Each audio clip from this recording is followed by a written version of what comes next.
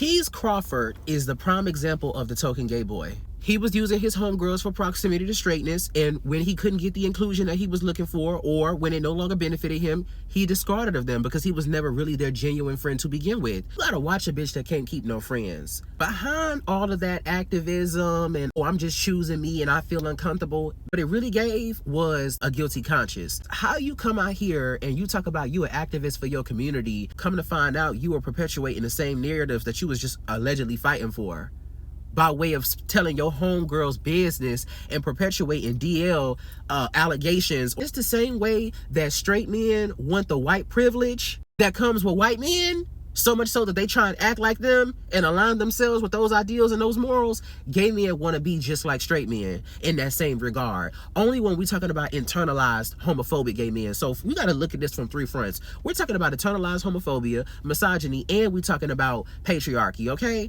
So the token gay boy oftentimes manifests itself in many ways. If the token gay boy can't manifest himself in femininity, then he'll do so in masculinity. In masculinity, he will adorn himself like a straight man, and his mentality will be just like that of the people that don't like him. Oh, well, this is what a man should be. This is how a man should act. This is how a man should move, etc. He'll say stuff like that aloud to himself, to his community, to everybody else, because the thing that he wants to hear, the thing that gets his tail wagging is, oh, you ain't like them. You ain't like them other.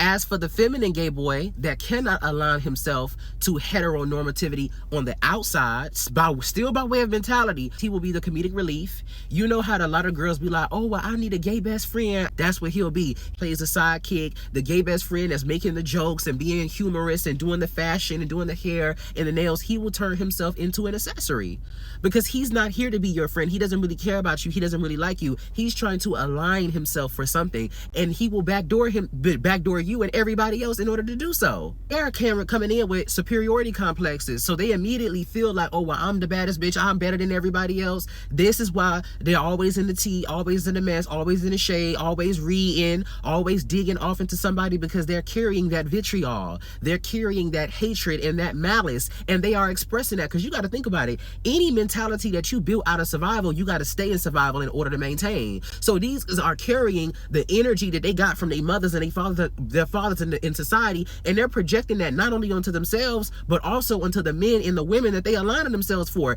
This be the same reason why DL culture be so big, because they'll sit up here and talk all day long about what's going wrong in the community, but these would be the same guys that'll go get by DL. Any guy that would align himself with morals that alienate and hurt his own community clearly don't give a fuck about himself. And if he don't give a fuck about himself, how can he ever give a fuck about you?